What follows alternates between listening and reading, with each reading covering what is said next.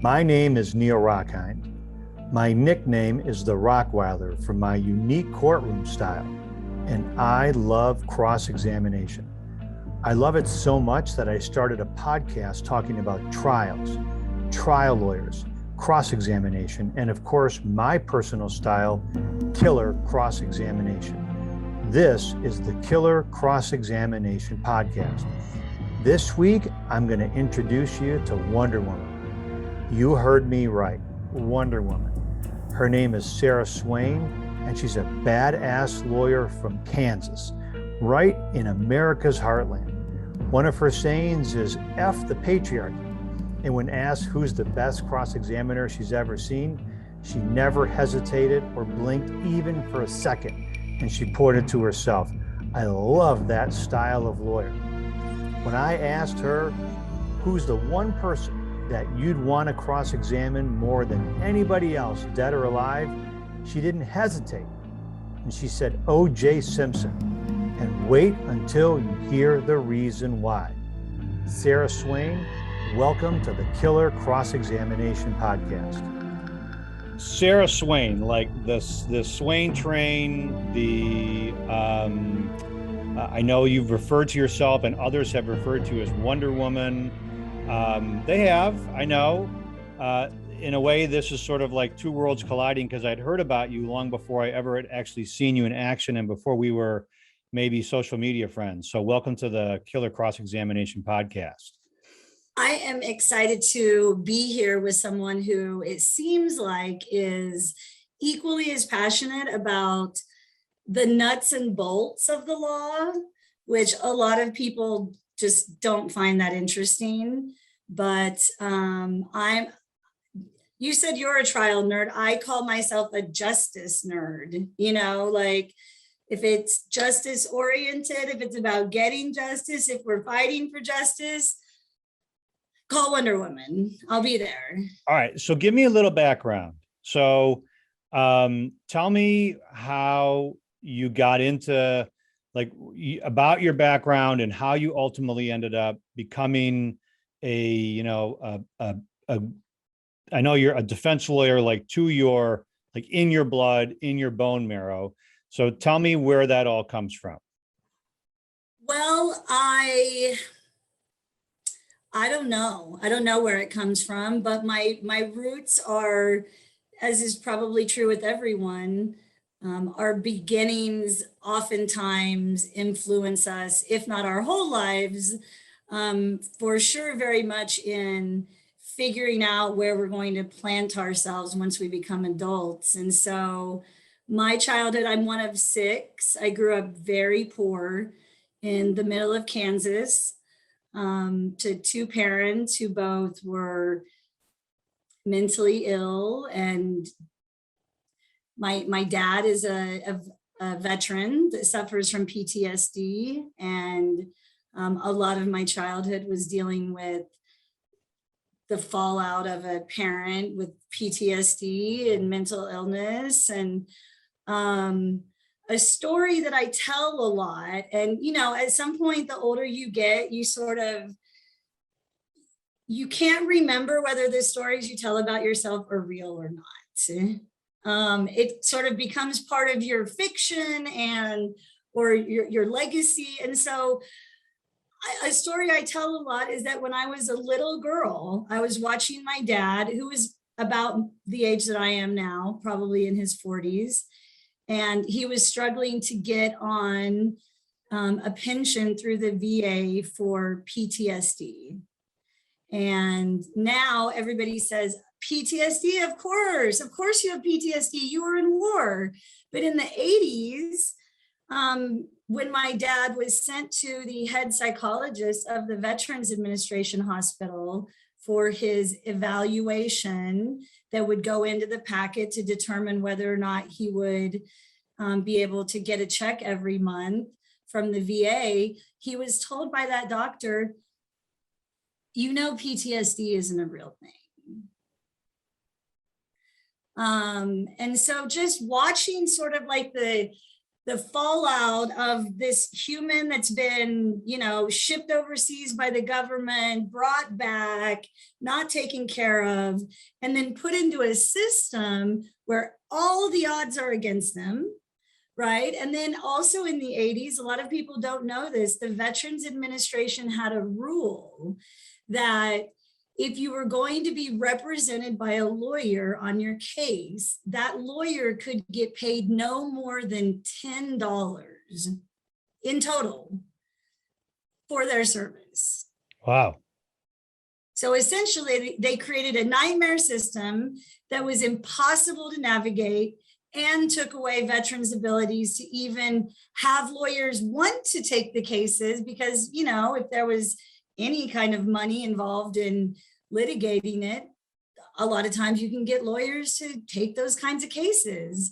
But it was this really, really messed up view into how much power the government has, how the government has absolute authority over how they choose to exercise that power. If they want to help you, they can. If they don't want to help you, they don't have to, no matter what you've done for them. And so watching all of that and seeing my dad be even suicidal at times as he would be trying to navigate his way through this system and just constantly being disappointed and his appeals constantly denied, it was a lot. It was a lot to watch. And I think it instilled in me this burning, this burning passion in my soul to always be the person that's willing to take the hand of the person that's being trampled on by the government and step in front of them and go, you don't get this guy back here. You got to go through me. And trust me, I may not look that scary, but you don't want to have to go through me in the courtroom. I think that's where it came from, because by the time that I was in high school, I'm living out in the middle of nowhere, Kansas, surrounded by cows and a bunch of Republicans. It's not at all my scene. And I'm 16 years old and I'm dreaming of where am I going to go in life and what's my future going to be? And I found a program where underprivileged kids could get paid to work for nonprofit organizations during the summer. And it was a way for poor kids to get to work and for nonprofits to get the aid of extra hands and feet without having to cut a paycheck. The paycheck came from the federal government. And I used that program to work for several summers at the local school, where I would work for 40 hours a week, scraping boogers from the bottom of all the school desks and painting lines on the tennis court in 150-degree heat and all kinds of really exciting things for, I think minimum wage was like $3.10 an hour, I think is what I was making. And I discovered that there was a legal aid in Hutchinson, Kansas, which was about 30 miles from where I lived at. And I called the older woman who was like the woman that oversaw this program. And I said, I really don't want to work at the school. I really don't want to work at the school again this summer. Is there any way that I could use that and get paid the same amount, but work at Reno County Legal Aid? And how old were you at the time? I was 16. So, okay. I was 16 and she said, well, we've never had anyone work at Reno County Legal Aid. It looked at you probably like you were growing like a second head, right? Like, what are you talking about? Okay. And it probably cost me $2 in gas to drive back and forth to Hutchinson every day, to earn my $3.10 an hour. But I convinced her to let me do it. I convinced it was two ladies that ran the legal aid office. And I convinced them that I wouldn't be, more trouble than I was worth. And I got to spend a summer every day getting up and getting dressed like not necessarily as a lawyer, but dressing up. I was going to a courthouse every day and going and just sharpening pencils and doing whatever I could and hanging around lawyers and seeing what I could tag along to. And Did you watch the lawyers then and think to yourself that you could do it better with more passion and more sort of fire as you were there? No, they weren't those kind of lawyers. Most of what they were doing was more like helping people with PF. This wasn't a public defender's office. This was a legal aid office. So it was a lot of civil type stuff that they were doing. But every now and again, when there wasn't anything pressing that I had to get done and there was a trial going on, I would say, is there any way I could go watch? And I remember going and sitting in the back of the courtroom and watching just a little bit. I mean, this would have been almost 30 years ago, watching a little bit of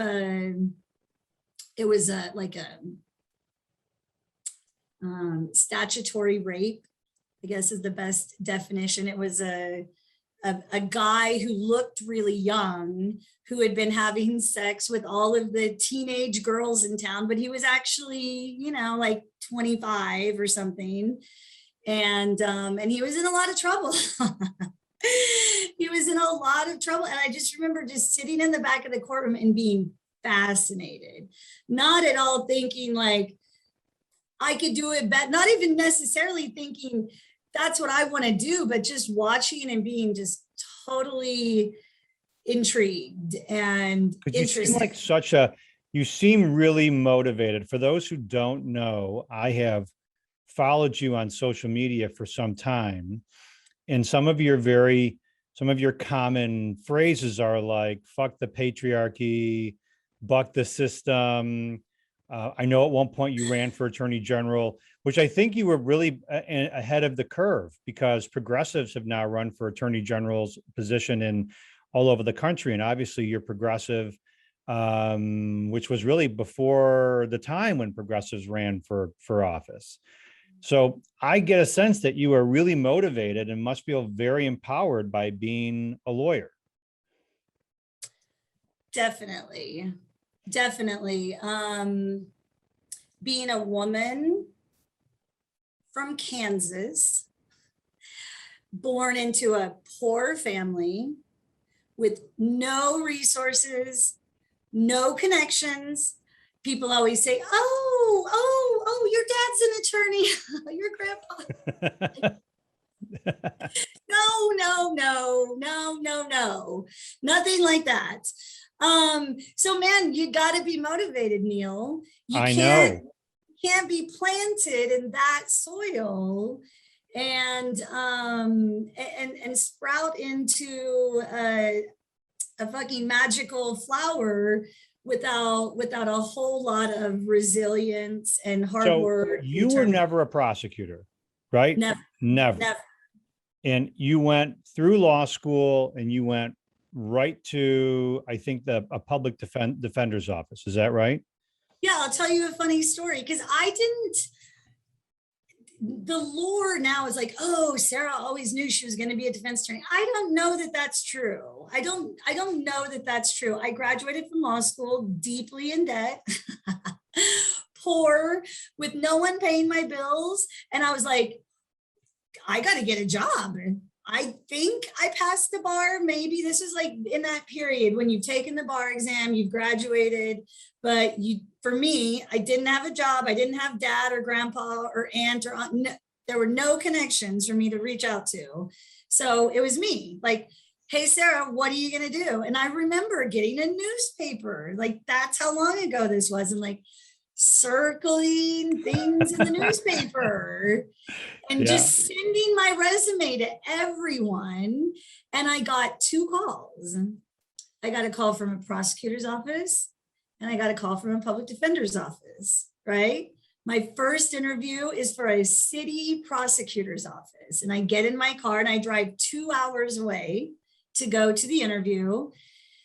And I walk in and it's in this like high rise in downtown Wichita. And there's all these people sitting around the table. And I walk in my cheap JCPenney suit, and I sit down and they start asking me all these different questions. And I remember thinking, they want very specific answers out of me. They need this was an interview for a prosecutor, mind you, and they wanted to know that I was someone that was going to take my marching orders. And they made that very, very clear in the interview. And you know, I was desperate for a job, so it's not like I stood up in the middle of the interview and said, I see what's going on here. But I mean, I left there thinking, that's probably not the best fit for me. Right? Yeah, you don't seem like a company man or woman to me.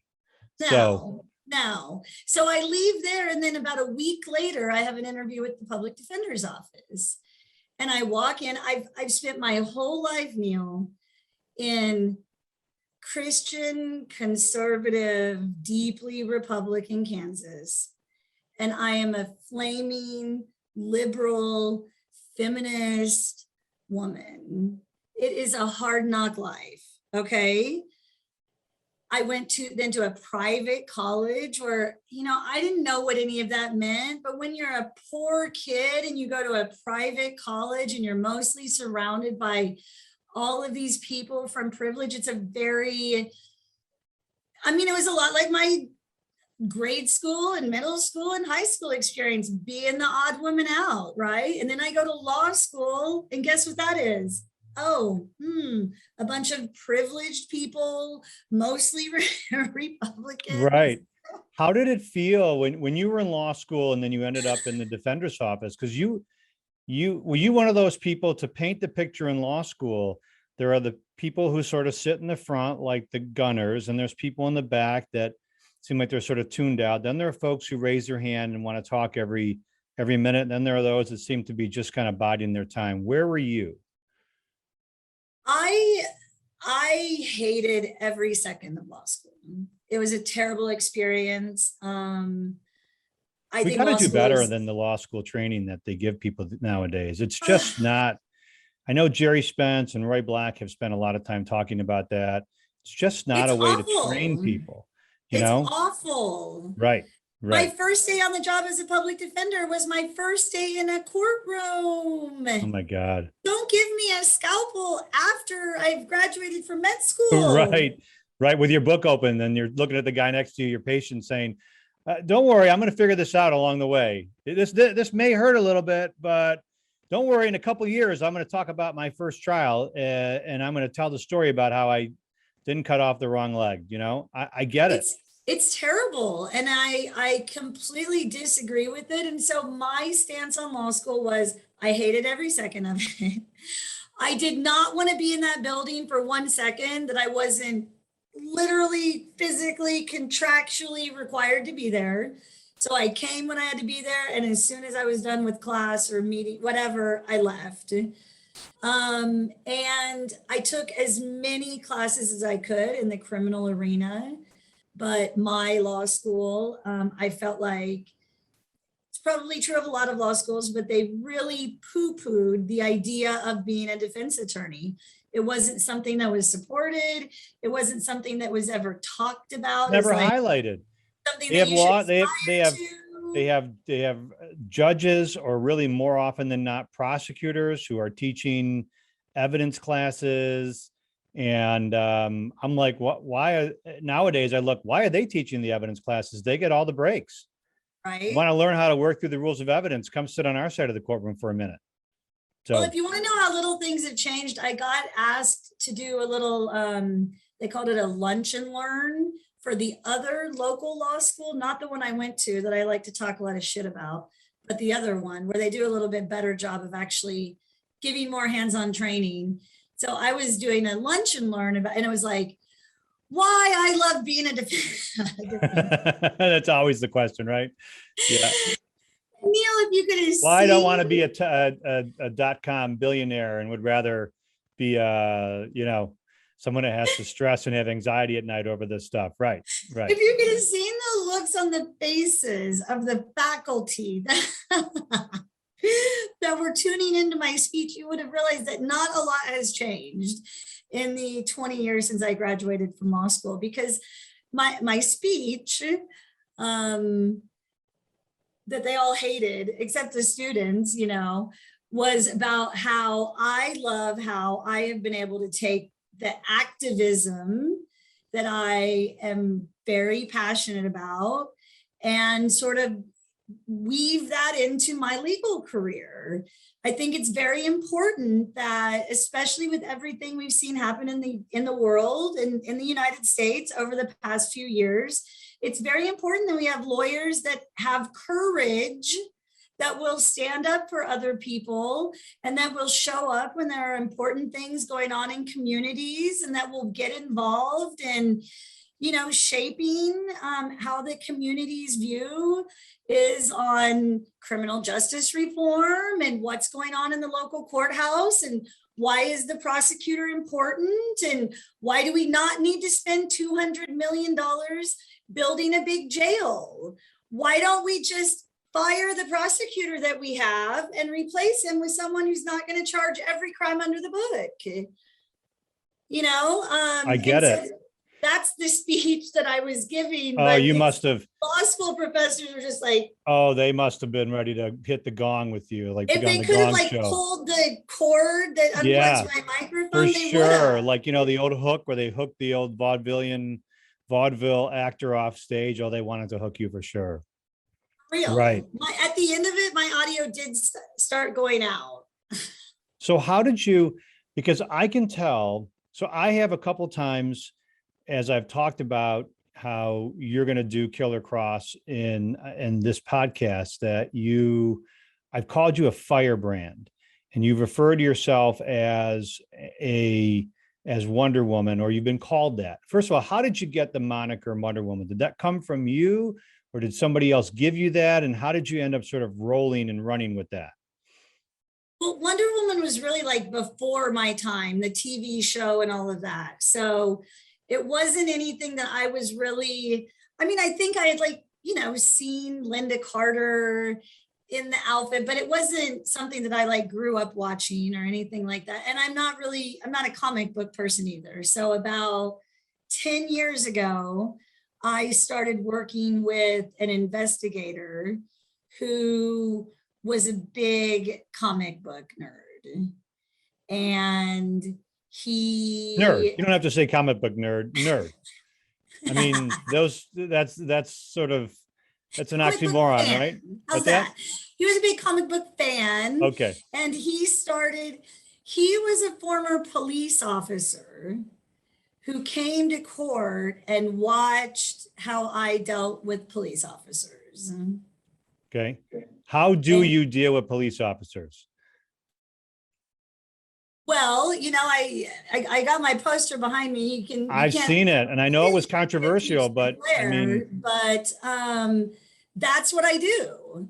That poster, which I designed for myself when I was turning 40, is me. I designed it. I said, I want me looking like Wonder Woman with my boot on the back of a police officer, with the lasso of truth around their neck, because true story, Neil, first day on the job as a public defender, never been in court. They say, Sarah Swain, you're going to court today. You're doing first appearances. And I go, what's a first appearance? They go, well, I get it. Figure it out. And in a couple of hours, you're going and doing them. So I go to court, and within 2 months, I'm doing my first jury trial for an auto theft case. And in that case, my client was charged with stealing his ex-girlfriend's car, and someone else had confessed to the crime, Neil. The girl's cousin had confessed to stealing the car, but because I was a public defender and it was happening really quickly, I couldn't get an out-of-state subpoena for the person who had made the statements. But there's a million hearsay exceptions that should be allowed in at trial. So I go to trial expecting that I'm going to be able to use a hearsay exception to get it in. And I have a judge and prosecutor that team up together to keep it out through the whole trial. The judge rules that It's more prejudicial than probative to the state's case that someone else confessed, so he's not going to let it in, that's a test that only applies to Right, of course. evidence against the defendant, but who would expect judges or prosecutors to know what the law says? So my client gets convicted, gets put on probation. Later, his probation gets revoked. The judge happily sends him to prison. And 2 years later, the opinion comes down, reversed. Dumb statements by the judge about this more prejudicial than probative. That's not how it goes. New trial. I take that. I hit print. This is old school. Hit print that shut off. I'm sorry about cursing. Walk across the street. No, curse away. Curse away. And I walk into the courtroom. The judge isn't on the bench. So I walk straight back into chambers, and then I walk straight back into the judge's office without asking for permission. And I just slam that shit down on the judge's table with him sitting there looking at me like this. And they go, "Good morning, Judge. Have you seen this yet?" I love it. I love it. I had a similar case where a judge was trying to tell me during a preliminary exam that the complainant was so credible, that the evidence was overwhelming, that I should consider a plea. We ended up, he bound the case over without barely even looking my way, which means that he found there was probable cause. We get downtown, we run a trial. He was like, "Oh, the detectives they're really credible, blah, blah, blah." In the meantime, the jury was out for about 2 minutes. I ended up seeing him again, and I just happened to say, "Hey, remember that case where you said that it was so," and I wasn't trying to be an asshole. Right? I'm more trying to enlighten, like, you have an opportunity to take a step back and to be more, to have more perspective than just saying, "Well, they're the prosecutor and they're the police, so it's all right." Like, I wanted, like, just take a look, like this could have all been avoided had you, taken a harder look. And he looked at me like I had just, insulted his kids, in the way that they're in their prom picture or something, I was like, okay, hey, I'm not trying to be offensive, but it's hard to be, I've called you a firebrand. Lord knows I've been called a lot of things in my career about being aggressive. It's frustrating and hard because once in a while you want to just punch through I guess I'll call it the glass ceiling and just say, "Guys, wake up," right? Like, wake up. I've been doing that for 20 years.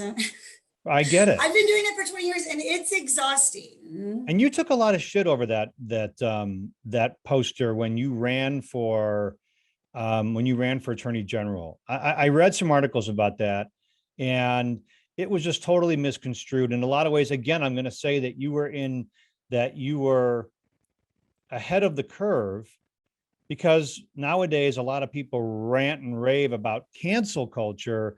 Oh, you're canceling her or him because of the way of something that she said or did, and here you were, again, a progressive running for the prosecutor, or for, I think it was attorney general, and you have a promotional poster, which is a promotional poster. It's a promotional poster, right?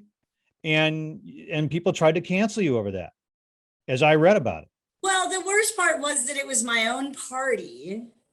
It's like, you don't get into politics expecting that you're not going to get attacked. True story. If it weren't for my husband from Michigan, my Leo husband, who I'm shouting out to with my lion necklace today, I didn't run the for elusive attorney. Mr. Falls, right? The elusive Mr. Mr. Falls. He's on a boat somewhere, right? Yes, all of that. He was like, "Sarah, go run for attorney general." And I was like, "Are you fucking kidding me? Do you know what they will do? Yeah. Do you know how much I will be attacked?"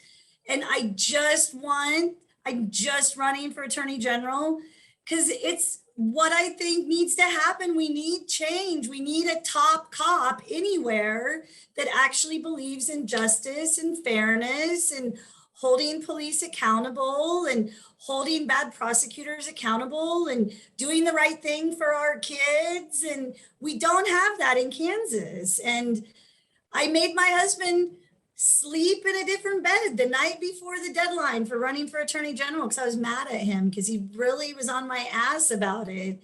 And I wasn't convinced that it was that I was up for it. And the morning of the last day, he came and woke me up and he said, "Get ready, we're going to Topeka, the capital where you go to do the paperwork." And I just said, I mean, you really ended up running against everyone, or more importantly, they all ran against you.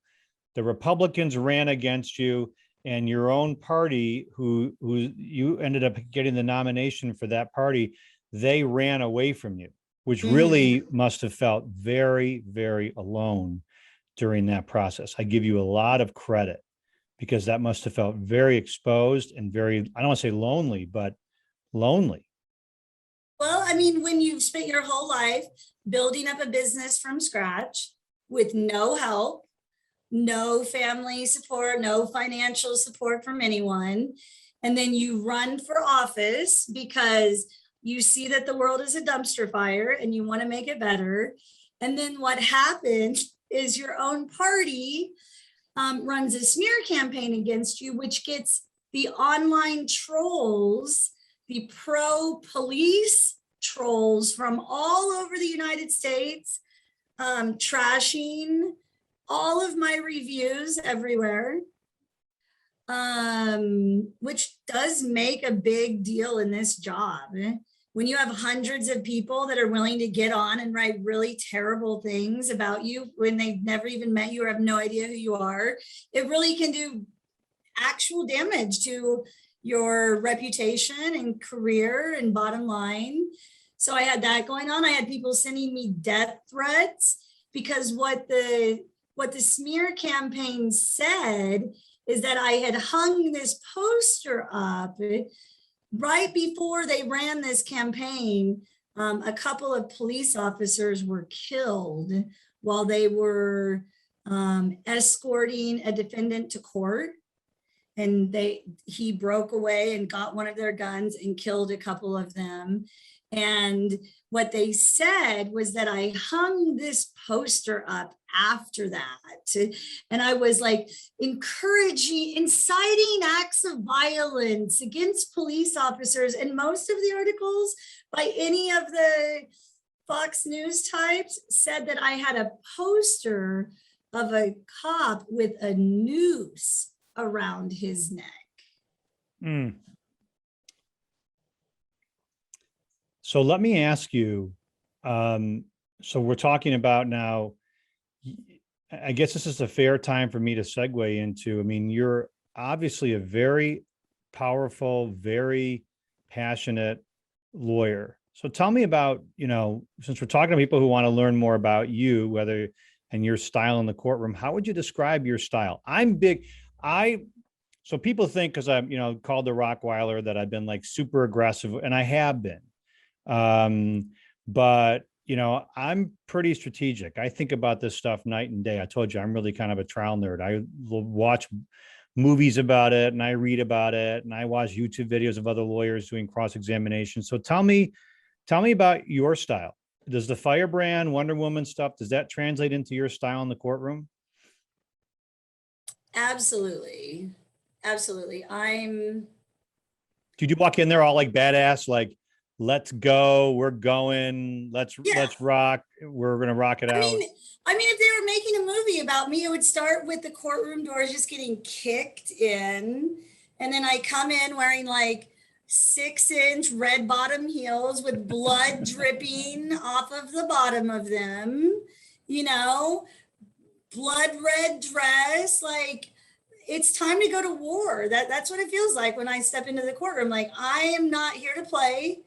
I'm not here to joke. I'm not here to make friends. Let me repeat that for the people in the back. I don't go to court to make friends with anyone ever in the history of the world. There's a whole bunch of other places to go to make friends. The courtroom isn't one of them. This is so important for people to hear who think that I want to do you get along with the other side and the judges and everything else? I mean, like, is that you really want a golfing buddy, or do you want someone who's going to actually stand in front of take the bullet? So I love hearing that. So you don't go to It's court to always make been that friends. way, Neil.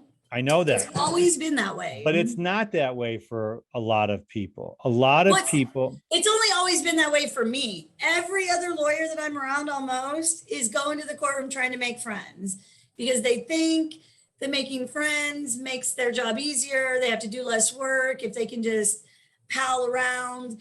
And I don't mind working hard. I'm getting ready to try a case next week.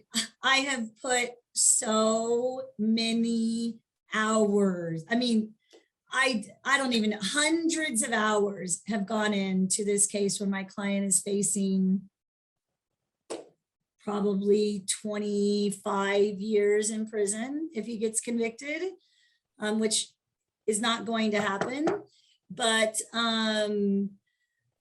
I go to court prepared, and I'm there to save my client's life, and I'm not interested in anything else. I am there focused on the mission, and the mission is saving my client's life. So what's the favorite part of how would you describe your lawyering style? So I know, is it aggressive? Are you like, from the start, are you just trying to, let's start with voir dire. Like, when you're talking to the jury, do you have a general style? Is it folksy? Is it more like, I'm going to tell you I'm an in-your-face kind of a lawyer? What is it? Well, Neil, you should come watch sometime. I think you would enjoy it. What I would say is that I take all of the best parts of a whole bunch of lawyers and I package it up in the cutest dress that I can find with some killer shoes and some good makeup and hair, which is important. The way you present yourself is important. It's not about how much you weigh, and it's not about how much money you're spending on the clothes you're wearing. That's not what I'm talking about. But jurors they come in with expectations. They sit at home and they binge watch Law and Order.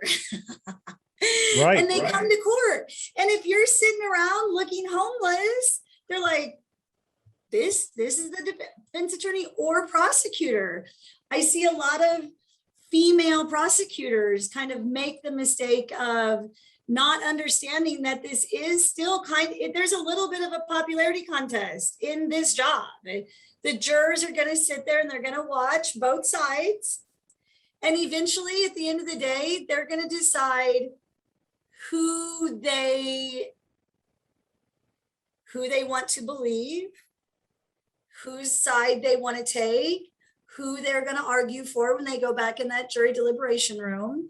And that makes it a popularity contest to some degree.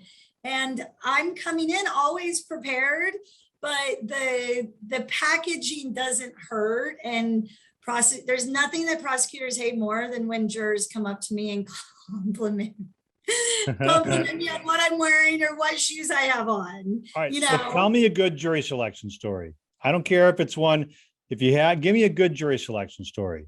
Well, I'll give you the best jury selection story I can give you, and it happened during my last trial. I was trying a case for the third time. My client was facing 3 life sentences. I had tried the case for the first time in 2005 to a hung jury. Then it got tried again in 2017, where thanks to a new judge that had come on in between the trials and a bunch of terrible rulings, my client got convicted. And I stood next to him while he was sentenced to 50 years to life in prison. And his case went up on appeal. And in 2018, his conviction was overturned for the exact reasons that I had told the court in the courtroom during the trial that it would be overturned. And my client came back and begged me to take his case for a third time because they were moving forward with wanting to try him again. And I said,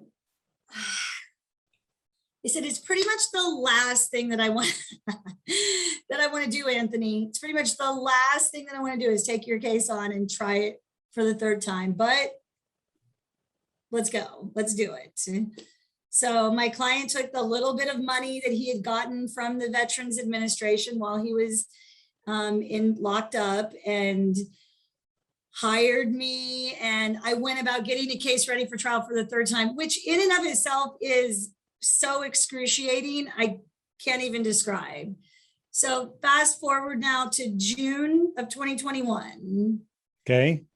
Show up to trial. My client is accused of child rape and sodomy. Okay. Jury selection is at the local Baptist church. So at 7:30 a.m., I roll into small town Kansas. It's about an hour and a half away from where I live. Trumpville, Republicanville, Kansas. And I park my car in the Baptist church parking lot, where I then go inside and make my very lengthy record about all of the objections I have to this case being tried during COVID, to jury selection being done in a Baptist church, on a child rape case, a litany of things. And the judge says, okay, well, are we ready to select this jury? Right. Duly noted. Thank you. Right. We ready to select this jury? And I go, yeah, let's go. So we go, I was going to say we go into the courtroom. No, we leave the church cafeteria where we've been making the record, and we go into the you cannot make this stuff up. You cannot make it up. You can't even say it without laughing because it's so sad. You can't even make this up. This is like this if you told me that this was part of a movie, I would say it's not believable. It's not a believable plot line that they're having a trial in the. Where's the Bible? I will fucking stare. I will swear on a stack of them. I mean, it seems like a Salem witch trial. You know what I mean? Like, it gets better, Nick. It Yeah. gets better. Nick Hayes, the other attorney in my office who's trying the case with me, is sitting there at counsel table with me. We got Jesus Christ on the cross behind us, literally. Stained glass windows. The jurors are in the pews, right? And we have to stand up on the stage. So I find myself like, is this thing on? Is this thing on? How's everybody doing today? How's everybody doing there? The judge has told me in the morning that he expects that we're going to have this jury selected by noon. And I just looked at him and said, well, Judge, I have never selected a jury in a Jessica's Law case in less than a day. So I just FYI, right? So I stand up and that is literally, I'm not even joking. Like literally, I'm like, hey, how's everybody going? It's probably 10:30, maybe. Yeah, I mean, the prosecutor did their usual, like really basic, boring. Is there everyone here who's going to do whatever I tell you to do? Yes. Did they bake a cake? Did they bake a cake? You know, yeah. We're going to make a cake. And if you have 5 ingredients, if I don't have eggs, is it going to be a cake? Okay. So all I got to do is we're going to bake a cake and prove that this is a cake. I don't have to prove that it tastes good. Just got to prove, and I always get up there. I'm like, so that they want to compare what we're doing here and what's at stake for my guy sitting over here. They want to compare that to baking a cake, and they want to tell you it's okay if they bake a really crappy cake.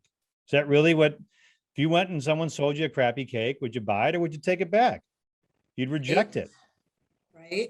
So, did they do the bake a cake when they were? These are the elements, and you don't have to. Honestly, Neil, the prosecutors showed up. COVID has really taken it out of prosecutors. It's taken it out of a lot of people, but I see a far less fiery prosecutor in 99% of the courtrooms that I go into. I don't know if you've seen that. Have you seen that? We Michigan has been slow to roll into the eastern side of Michigan and in southeastern Michigan has been slow to roll into trials. It's been very difficult. If you even watch some of the trials that you follow out, some of the national trials with, there are trials that get started with 5 or 6 extra, jurors, and they end up, Mhm, they lose 2 or 3 right off the bat to mhm, COVID and everything else. So mhm. it's very strange. It's Right. different, very different. Well, and I just don't see the same level of, I don't know if it's the working from home. I don't know what it is, but the prosecutor in this case just really phoned Phoned it it in. in.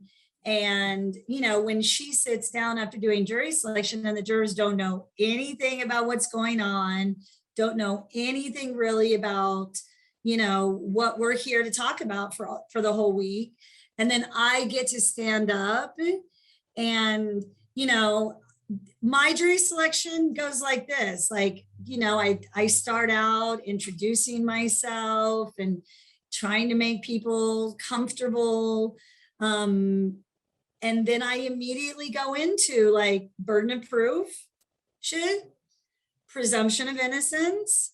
I mean, I know those things, like some I don't want to attorneys. call them bits, but do you have certain bits that you do when you talk about burden of proof and presumption of innocence?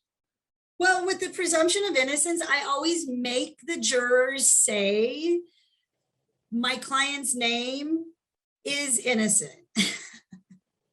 So I'll call on someone, Mr. Rockine. As you sit here today, you can say Anthony Bowers is innocent, I don't and know.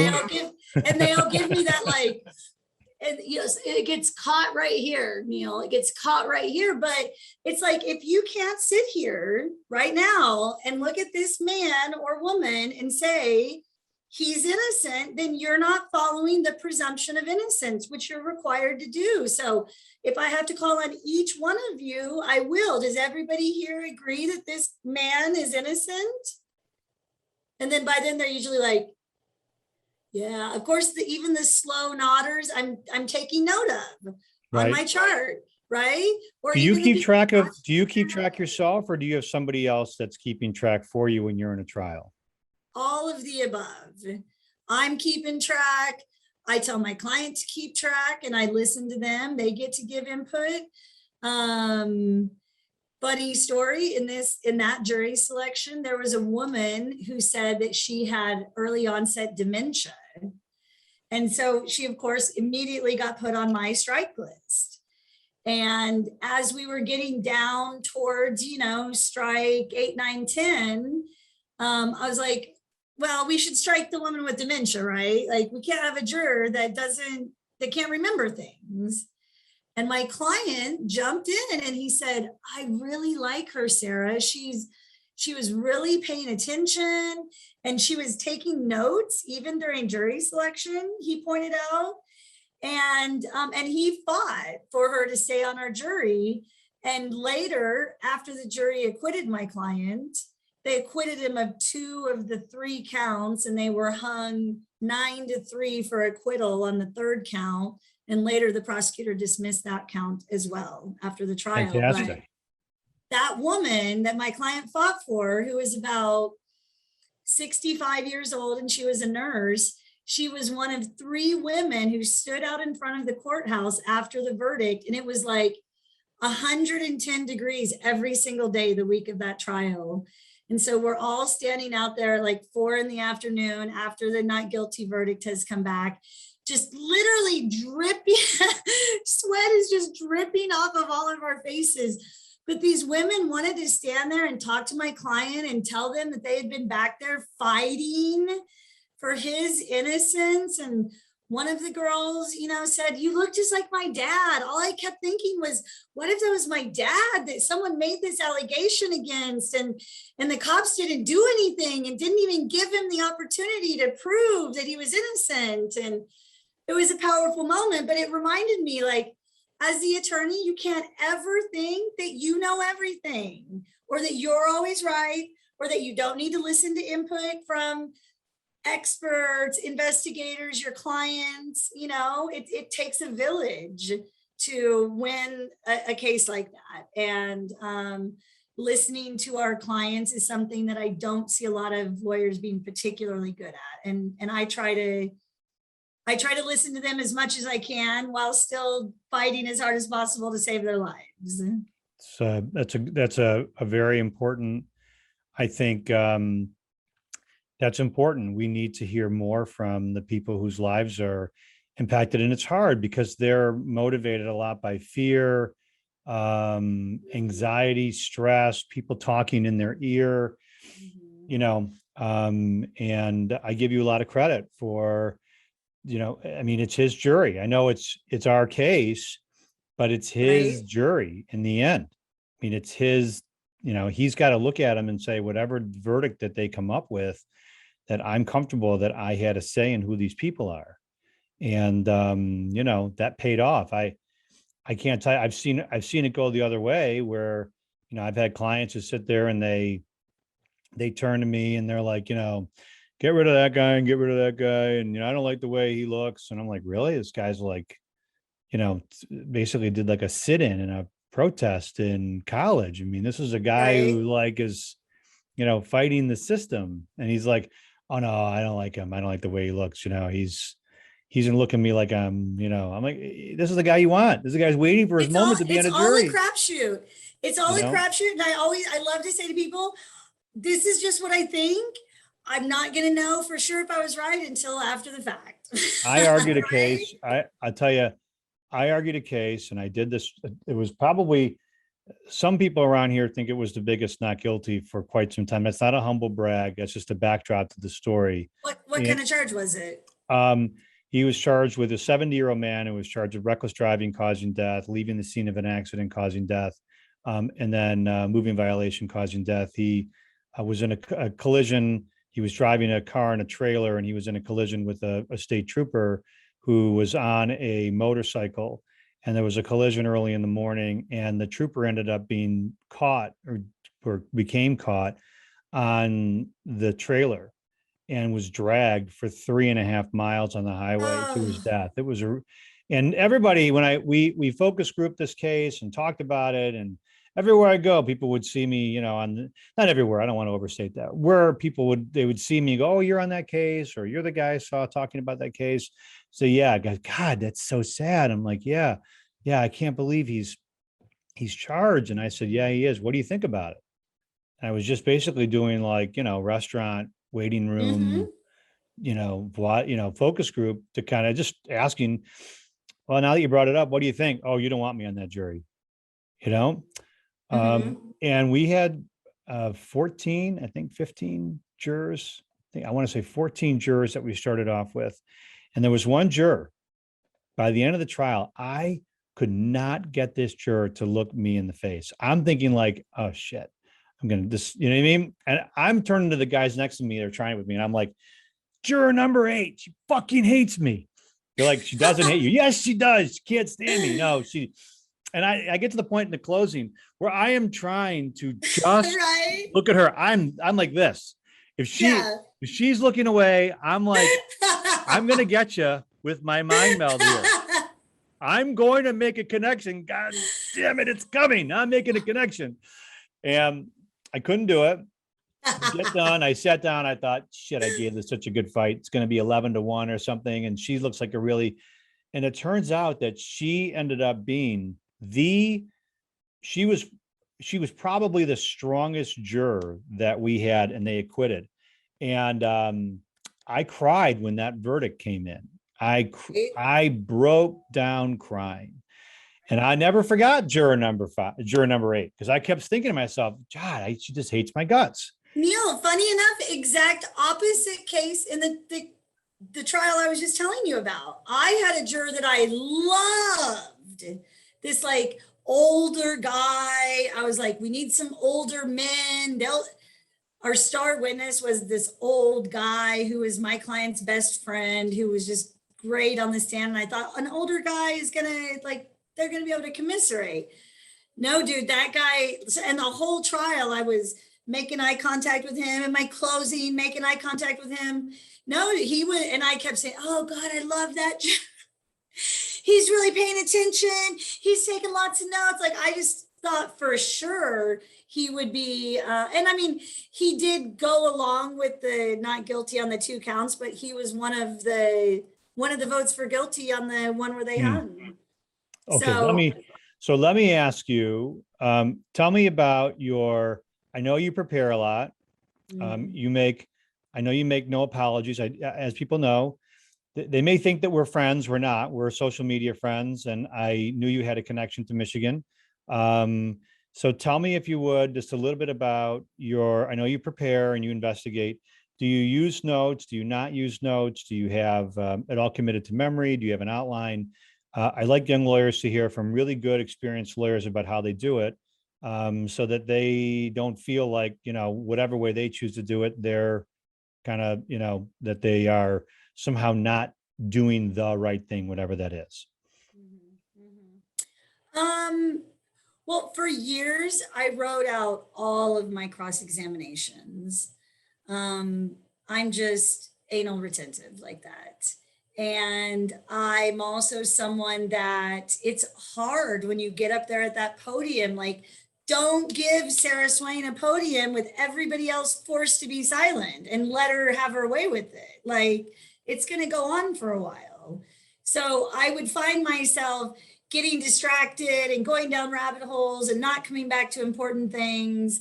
And so writing things out, writing out my cross-examination questions was kind of a way to make sure that I would get all my bases covered. Yeah, and you could right? come back if you ever were going down a rabbit hole, you got down a tangent, you could come back.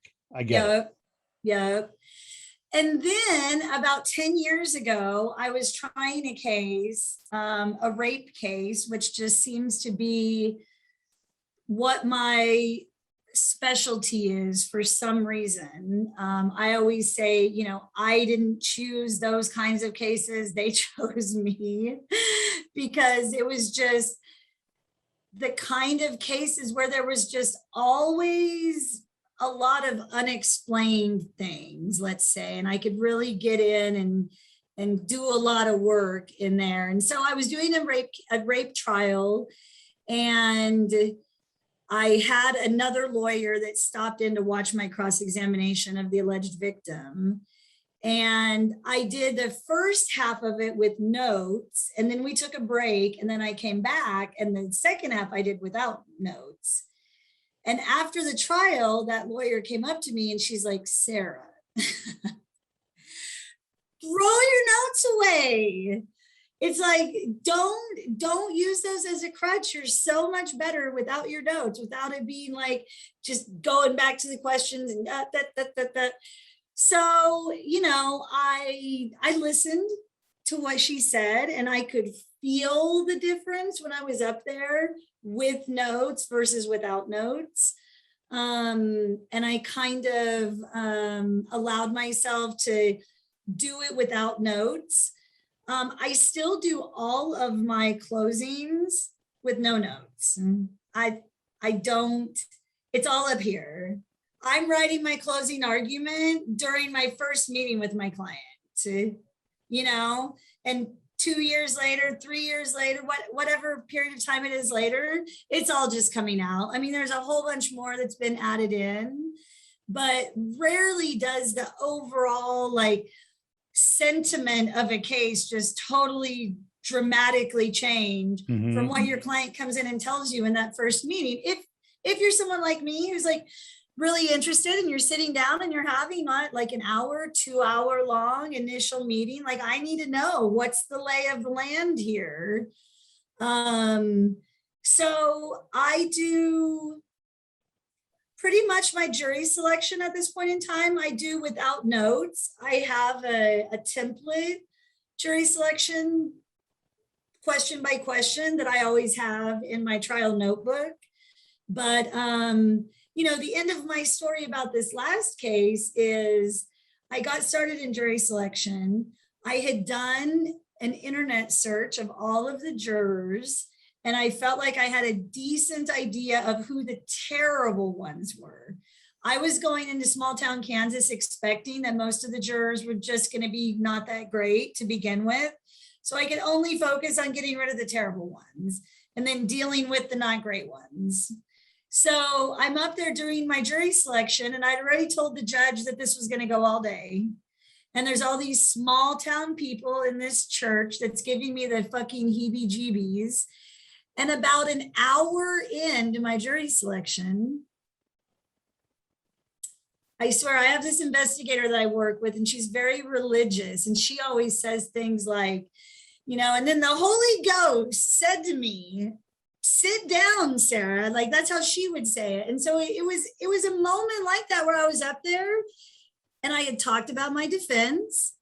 I had gotten a few different jurors to talk about the fact that kids can lie, kids can make false allegations. It's really important if a child makes an allegation that you do a really thorough investigation. You know, I had gotten all of the basics out, and I swear the Holy Spirit, someone tapped me on the shoulder and said, Sarah, just sit down. Let's just get this trial started. And I turned and I looked at my co-counsel, Nick, who was going to do opening statements. And I could see that he was recognizing that I was about to rest, and he started having a nervous breakdown because he had thought that he was going to have the evening to finish his opening. Yeah. So as the blood is draining from Nick's face, I turned back to the court and I'm like, Judge, we passed the panel for cause. And it was this moment, Neil, that totally changed the trial because, and I didn't do it for that reason, at least not in a way where I was thinking like, hey, if I sit down right now, then Shauna is going to have to hurry up and get her first witness ready and doesn't have tonight. There was it was like a domino effect. Mm-hmm. Me cutting my voir dire short in a way that I had never done before on a Jessica's Law case. And just sort of going like gonzo, like, let's go, client. Like, this is the third time, we got nothing to lose. Let's just go. Let's get in there and start proving that this shit didn't happen. And, you know, 5 days later, when we were standing out in front of that courthouse with sweat dripping off of all of our faces after the not guilty, I was like, that was a good decision, Sarah. Great decision. Okay. So how much, I'm going to ask you some, what would you describe if you had one word to describe your cross-examination style? What would it be? Lethal. Lethal. Okay. I like that. If you could cross-examine one person in history, dead or alive, who would it be?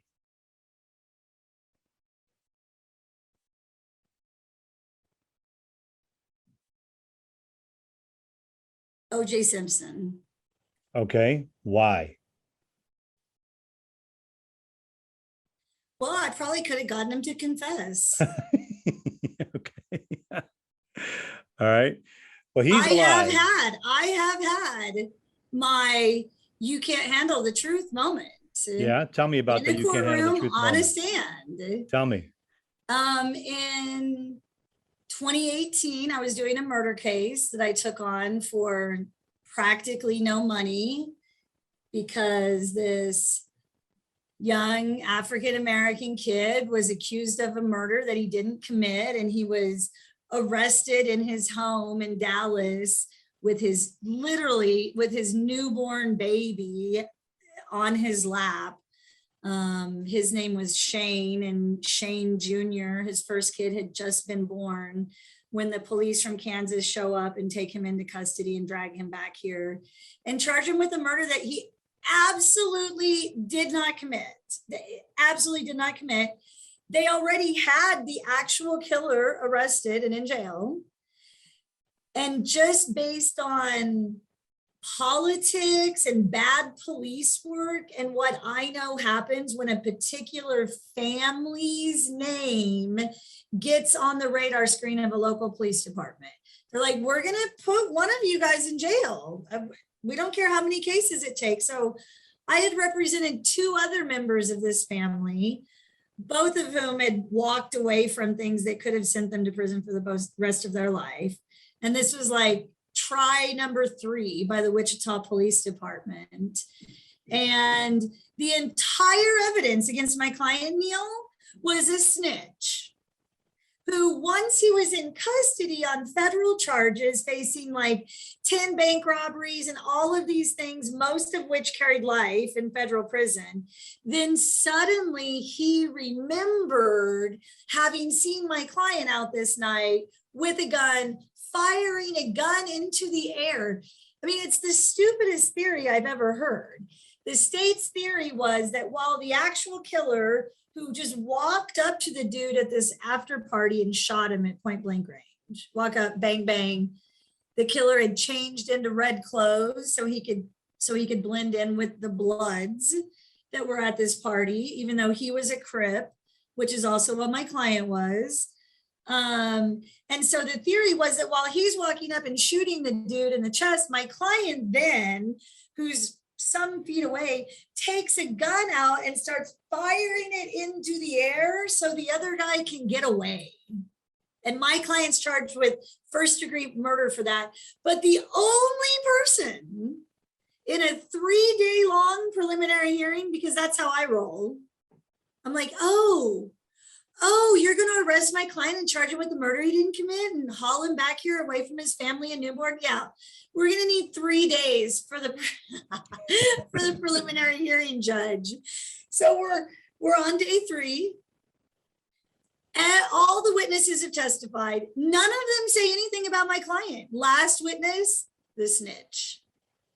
And he gets up there and he is being allowed to do things that I've never seen a witness get away with. He's cursing and just being just a complete asshole on the stand, and the judge isn't saying anything to him. If it's like someone that I put on the stand and they say a curse word, the judge is going to jump down their throat. But the judge is just letting this guy have his way up there on the stand. So I stand up and just launch into a lethal cross-examination of this lying piece of shit. Okay. Hours. I'm up there hours back and forth with exhibit, the whole 9 yards. You're getting the whole 9 yards. He's getting all flustered by it's literally like 7:30 at night too, because the judge has said that he's not continuing it to the next day. We're going to be there until it's over. And I'm like, we're finishing. Okay, that's fine. So it's late, everybody's cranky, they haven't eaten. And after my like 2.5 hours cross-examining the fuck out of this guy, I sit down and the exasperated judge looks at the prosecutor and says, anything else? And the prosecutor makes the fatal mistake, Neil, of not just saying the words, nope, judge, I don't have anything else. He goes, yeah, just a few questions. Like he can't just leave it with my voice being the last voice ringing in the courtroom. So he stands up and I don't even remember what the questions were, but he asks like 3 very non-important questions that didn't require him to do a redirect. But then it allows the judge to say, okay, Miss Swain, anything else from you? And by this point, they just had me pissed, Neil. I was just fucking pissed. So I go, yeah, just a few questions, judge. And I stand up and I would have to pull the transcript out to get the exact question. But I just started like moving towards this guy on the stand and saying, you know, like trying to get him to make that outburst. And the next thing I know, he's up there saying, you want me to tell you why I said that about him? You want me to tell you? And I'm like, yeah, tell us. He goes, his little homie snitched on my homie and got him locked up. So I'm going to say whatever it takes to get him locked up. Right? Wow. And I look at the judge and I look over at the prosecutor. And then I look over at the other defense counsel who was there representing the actual killer, whose job I had just done all day, all 3 days. And I go, no further questions. Please tell me that the judge dismissed the case at that point. Not only did the judge not dismiss the case, Neil, but the judge was so mad at me for doing such a good job representing this client that 2 weeks later, he issued an order stating that he not only was rescinding all of the orders he had already signed, giving this client expert and investigative services paid for by the state, he was rescinding all of those orders, and he would be signing no further orders for me on the case because I was retained. And so then I had to file a writ of mandamus on behalf of that client who had already spent 2 years in jail for a murder he didn't commit. I had to go to the jail and I had to say to him, Shane, I know this isn't fair, but if we don't fight this ruling that the judge just made, this is going to set a precedent for every other defendant in the state of Kansas to be able to be denied these services. And I might not prevail on a writ of mandamus. Honestly, I don't even really know what one is because I had never done a writ of mandamus, but I wasn't going to let that judge get away with that. And we went back to court a couple days later and the judge said, well, Miss Swain, I guess if the Supreme Court tells me I'm wrong, then I'll have to say I'm wrong. But until then, this is what my ruling is, and I'm not approving anything else.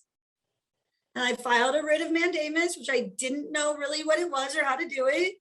And then I went to the Supreme Court in Topeka while rocking in the fetal position because I had no idea how to argue a writ of mandamus in front of the Supreme Court.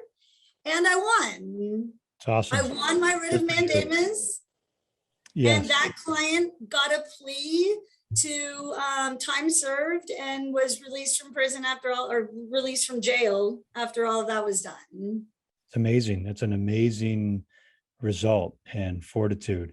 A writ of mandamus, for anybody listening, is really like just going to your parent and telling your parent that your sibling is not doing what he or she is supposed to do. So if your sibling is supposed to clean the bathroom or to wash the dishes, you can't make them do what they're supposed to do, what they're required to do. You have to go to a higher authority. So you go to your parent. So basically, trial court has a parent. Their parent is the appeals court, and above that is the Supreme Court. So a lot of lawyers are afraid to buck the system. They're really afraid to go against the grain. Even, and I've often said this, Sarah, and I will say this as a compliment to you. I know that the idea that we defense lawyers are part of the system. Systems are supposed to operate efficiently. Systems are meant to work together. The gear is supposed to connect with the next gear, with the little lever and the knob, and it's all supposed to work like Swiss clockwork. And we defense lawyers are not part of the system. We are supposed to be a wrench in the system. We're supposed to be when you have a chance to stick your, whatever it is, into the gears and to stop it. We're supposed to be that. And I give you a lot of credit for that because you seem like you've been doing that your entire life and your entire career. And I think if there were more people that were actually fighting for their clients the way you're doing it, I think we'd have a lot more justice. Maybe not a perfect criminal justice system, but more justice. And we just don't have enough of it right now. Okay, last question. What lawyer would you say, and you can't say yourself, because I know you're going to give me the Gordo Cooper, who's the best cross-examiner you ever saw, and then you go blah blah blah blah blah. Well, you're looking at him like from the right stuff. But who's the best cross-examiner you ever saw? All I can say is I've never seen anyone do it better than me, Neil. And Okay. I love watching other attorneys. When I was a baby public defender, every Monday, I would walk across the street. We were just across the street and down about a block from the courthouse. And if I didn't have anything else going on pressing, I would go across the street to the courthouse and I would walk every floor, just like I had done when I was 16 at the Reno County Legal Aid, looking, is there anything going on in any of these courtrooms? And if there was a trial going on, I would go in and sit and watch. I actually miss those days. But here's the thing, when you start going and watching other lawyers and you're a lot of times disappointed in what you see. And I would say within 2 or 3 years of doing this job, I would go watch other lawyers and I would think, why didn't they do this? Why didn't they ask this question? What about this? What about that? And so, I guess I've been so busy in the trenches fighting that I haven't had the luxury really of getting to go out and watch other lawyers work. I've been working too much myself. I'm sure there are people out there that are better cross-examiners than me, No, I like the but confidence. I like the, I'm right up there, Neil. I get it. I get it. So I've had I really had the honor of interviewing like Tom Mesereau, F. Lee Bailey, Mark O'Meara, Roger Dodd, who wrote the book Posner and Dodd on the art of cross-examination, Roy Black. These are, incredible cross-examiners. And I will tell you that you cannot do this job unless you have the confidence that you have, whether it's confidence or whether it's a belief. You have to have, it's like being a fighter pilot. I use that right stuff. So when you said, I knew I was going to ask you, because everybody asked the same question, who's the best cross-examiner you ever saw? And I know everybody's thinking like, it's me, because I think I'm the best cross-examiner that I've ever seen. And I'm telling you right now that you can't go in there and do this and try to call somebody out in front of a live play, which someone really does end up getting hung at the end of the play, right? You can't do that unless you have confidence. You got to believe that. Like, I remember the other day, I was just cross-examining a guy and he's just like, he is absolutely, I'm convinced to my core that he's just not being truthful. And he wants to argue with me over every question and every word I use. And the judge wants to get my, and get in my grill. And finally, I just said, look, I'm going to keep doing this. I'm just going to chase down every single thing you say. You want to tell me you're not accountable for any statements? Okay, judge. But I'm just telling you, we can do this. I can do this way, or it's not like I'm going to sit up, get there to the point and say, okay, you're all frustrated me enough. I'm going to sit down. And by the time I had closed the door on this guy for over 2 hours, I played a video of him. I said, that's your voice, right? He goes, yeah. And I played a video which is the exact opposite of what he had testified to for 2.5 hours. He goes, that's right. So you're telling us that sounds a lot different than what you just talked about, isn't it? And he goes, sounds the same to me. And the judge goes like this. He's like, and we got done. And the judge says, he goes, well, that video seemed a lot different than what he'd been testifying to for 2.5 hours. So, but you have to have the ability to do that. And it's undoubtedly you do. So I will say there's an old saying, Ernie Harwell. Ernie Harwell's was a guy, you can ask your husband about Ernie Harwell. He was the old time Detroit Tigers, announcer for years, play-by-play announcer. And he used to say about a player that was good, but he hadn't seen, he goes, as advertised. He's as advertised. So I will say, Sarah, this is really our first time ever talking, right? Mm-hmm. Yes. You are as advertised. So I will give you a lot of credit. I think it is great. I've been, following you for years on social media and everything else. So I'm glad I had a chance to chat with you. So I got to ask you 2 last questions.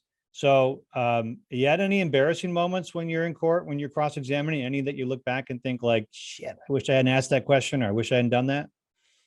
Well, I like to tell this embarrassing court story. My first day on the job, doing first appearances, it's always just a random judge that does those. And so I didn't know anyone. I was in there. It was my first day on the job, and I had these like slip-on shoes. And so as I'm walking up to the bench to get one of the complaints, my shoe falls off of my foot forward, and then I trip on, and then I trip over it and catch myself on the bench. And look up at the judge, who's, just like happy to help me get through my first day in court, And then I think it couldn't have been more than like 6 weeks later.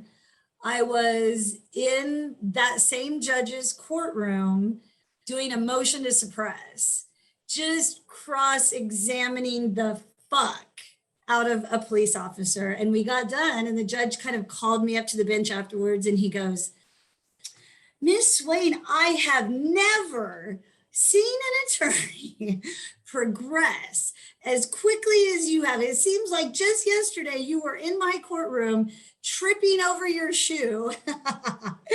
And here you are 6 weeks later, just like tearing this cop up at this motion to suppress. So I embarrass, Neil, I don't go to court to embarrass myself. I'm real serious in the courtroom, and it always pisses people off.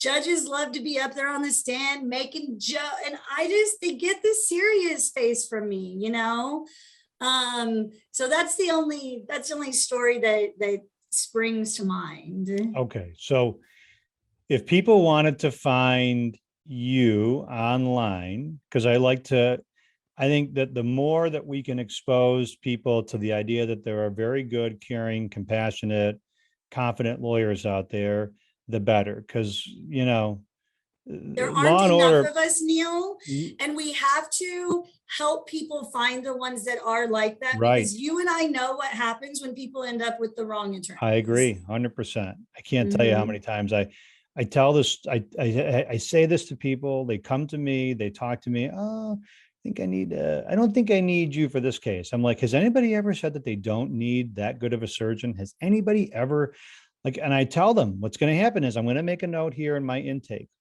and you're going to come back to me in 3 months or in 6 months. And you're going to say, you know what, Neil, I should have hired you, but you know what? I didn't, but the work is done. There's just a trial left. So will you do it? And I'm going to say that that's like asking me, that you've already tied your shoe with a giant, horrible knot. I can't tie your shoe that way. I'm gonna have to undo it.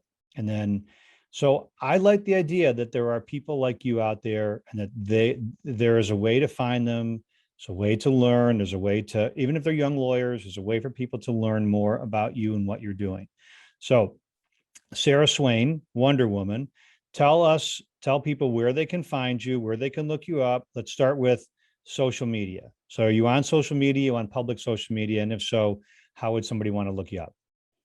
On my Facebook page, the Swain Law Office, I think I have like 9,000 people on my Facebook page. When I did a kind of high profile cannabis case, I think that's kind of how you and I got connected back in 2015. I did that, and that kind of blew up my social media. So the Swain Law Office on Facebook is probably the most active.